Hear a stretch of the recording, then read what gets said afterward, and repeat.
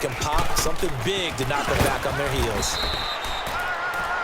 No gain there on the play, and that's going to leave them with a 4th down. One of the things I love about this game is there's a match of wits throughout the game. Who's going to get the advantage? Who's going to catch someone off guard? I feel like the offense thought they might catch the defense off balance with that play call, but unfortunately, that didn't work for them.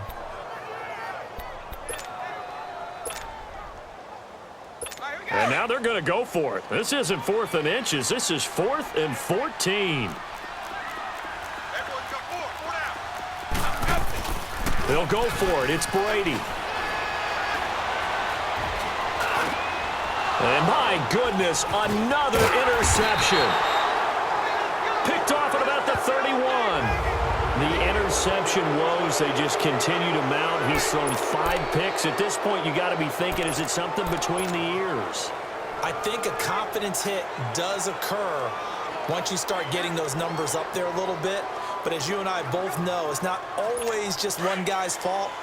Maybe somebody ran the wrong pattern. Maybe some balls were tipped. It could be so many different things. Bottom line, though, it comes back to the guy throwing them. Going for the deep ball. And this is, oh my goodness, he pulled it in one-handed. And that one results in 35 yards.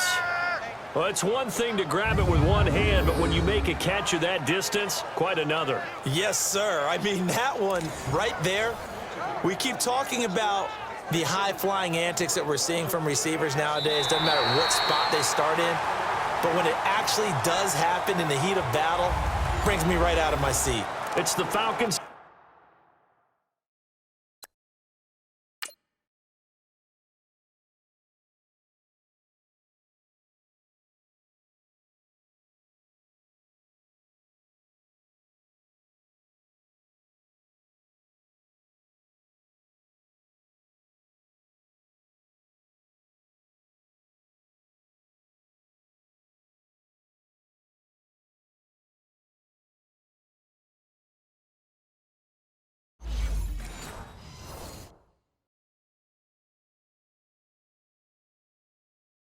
They'll have the football, but trailing on the scoreboard as we get set to begin the 4th. So now then, the big play has them all the way inside the 30 now, 1st and 10. They'll throw on 1st down with Ryan. Letting one, and he's got his star receiver. It's Jones for the Falcon touchdown. Julio Jones, 26 yards, and the Falcons are an extra point away from having the lead.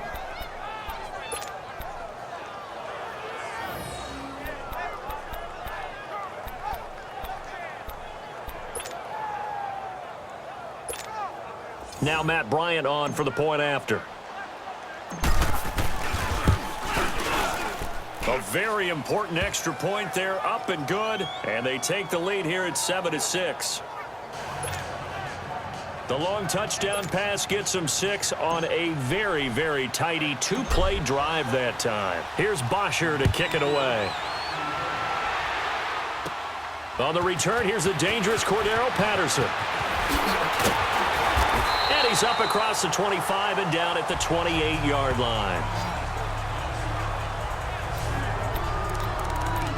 Out comes the New England offense to see what they can do this time. Now, they've sort of lost their way, partner. How do they recalibrate and get this proverbial train back on track? Well, this is where leadership really comes into play. How's the head coach handling it? The offensive coordinator? Sometimes they just make a joke. All right, guys, had your fun? All right. Throw it out the window. Yeah, let's get back on track here. And sometimes that'll work just fine. I guess it's time now to lean on that leadership. Nice way to start the drive. A gain of 12 and a 1st down. An ex-teammate used to tell me all the time, I hate experienced quarterbacks because no matter what, you really can't hide what you're doing. And I think that right there, he knew right away where the blitz was coming from, where his primary guy was going to be, and he ended up going to a secondary target for a nice game. I was just going to ask you, that wasn't the primary target. He's so good at that, isn't he? I think he knew right away that he wasn't going to get to his primary guy. I think he read that as soon as he got to the line of scrimmage, knew where the pressure was going to come from, and said, I know how to beat that, and that's what he did. And now a timeout defensively by the Falcons. It's just their first. They'll be down to 2 remaining as we step aside here in the fourth quarter. So 2nd down and 10. Once again, they'll go from the 40.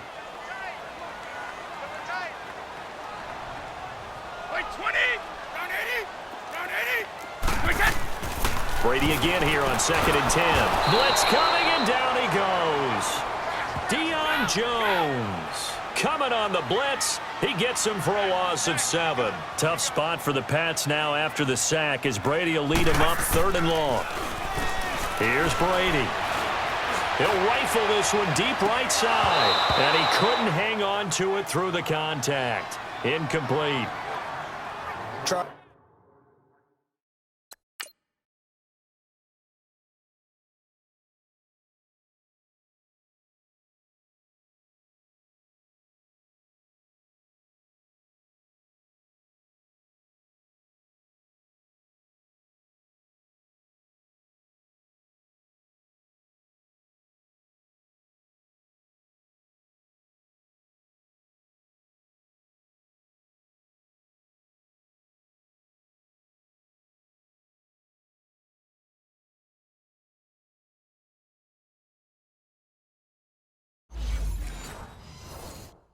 To erase that deficit all at once. One big shot. He took it.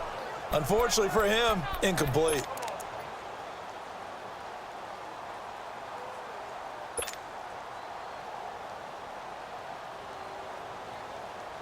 One score down. Here we go. They're going to go for it here on 4th down. Now Brady got to have this one. The throw left side complete to Hogan. And he'll be taken down, but not before he gets into enemy territory. Facing a 4th down, they come away with 18 yards and the 1st down conversion. 4th down, trailing in the 4th quarter. They felt compelled to go for it, and they got it. Well, I'd look down at my play sheet, and what I would find, plays have been successful throughout the game that have worked at the distance you need, and that's exactly what they got done. Brady now. A perfect 8 for 8 to start the 2nd half. Not bad. 1st and 10. Wait, 20. Wide, 80. They'll run. This is Burkhead. And he's over midfield and into Falcon territory. Tackle made by Devondre Campbell. And the trend continues here in the 4th like it was in the 1st, 2nd, and 3rd. He's had nowhere to run. And you're probably thinking to yourself, why do they keep feeding him the football? Well, they trust him first and foremost. They do believe that over time he might actually pop one of these runs. But bottom line is he takes care of the ball well for them, so they'll keep handing it to him.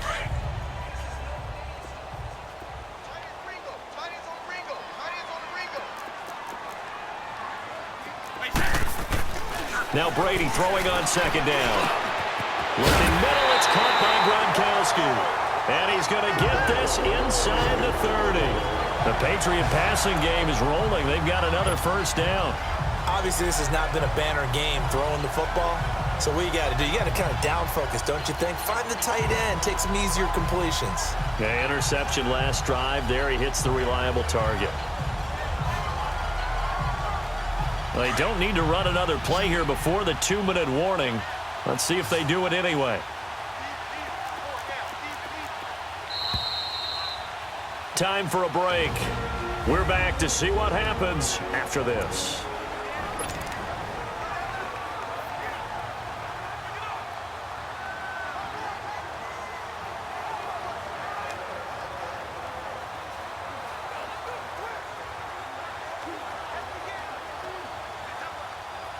So the Patriots with a football as we get you reset. They come up on a 1st and 10, desperately needing a score here on what could be their final drive. On 1st down, Brady. And, a crusher there as it's intercepted. Picked up by Deion Jones, the linebacker. And a big turnover there as his guys will get the football back. And give him now 4 interceptions in this game. That's only the 3rd time this has been done since the year 2000. I think that tells you how much better teams have gotten at throwing the football. If you go all the way back to 1960, 12 times before that, there have been guys who've gotten 4 interceptions or more in a game. I mean, most recently, since 2000, Delta O'Neal and D'Angelo Hall. And he works it across the 25 before being tackled. Right off the bat, it's a first down to start the drive, 12 yards. But they picked up a little bit of yardage there, and now, in this situation, should be in no hurry to run a play really fast. Let the clock wind down. They'll eat some clock with Freeman. Not much room here as he only gets it to about the 30. 2 yards on the pickup there. It'll be 2nd and 8. I know the scouting report on him is that he doesn't possess the eye discipline to be an elite linebacker. And what that means is his ability to read, react, and make a play. But on that one, he looked like one of those guys.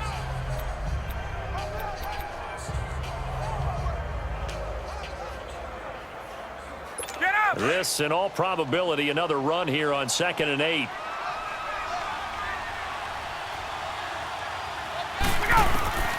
Ryan wants to throw it. Looking deep for Julio.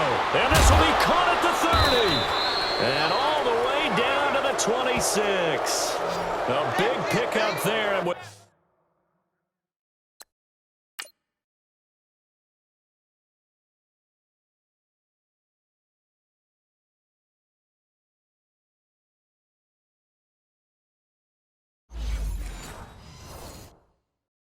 Without question, that should be more than enough to wrap this one up.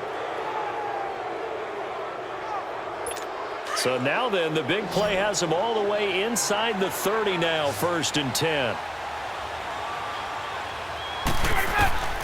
Ryan to throw. That's going to be knocked away and incomplete. The veteran Jason McCourty there to make sure that one didn't find its target. We've seen these defenses make enough opportunistic plays to keep this one low scoring. Flying around, making plays on the ball, and we see yet another errant throw as a result. Once again, they'll come up on the 26-yard line, 2nd and 10. Ryan. And incomplete there. A nice hit. Jars the ball free and brings up 3rd down. We've seen good cover skills on display throughout this game, really from both teams. And there's another nice example there of them making it difficult to complete a pass. This offense was on the move. Now 2 straight incompletions have them looking at 3rd and 10. Now Ryan. He's going to let it go deep for the end zone. And a shot taken on 3rd down, unsuccessful. 4th down now. Sometimes we wonder about play calls, but this one made perfect sense to me. He's got the only touchdown that they've scored in this game. Tried to get it to him again on another deep ball. So an important try here from Matt Bryant from the left hash mark. This a 43-yard attempt.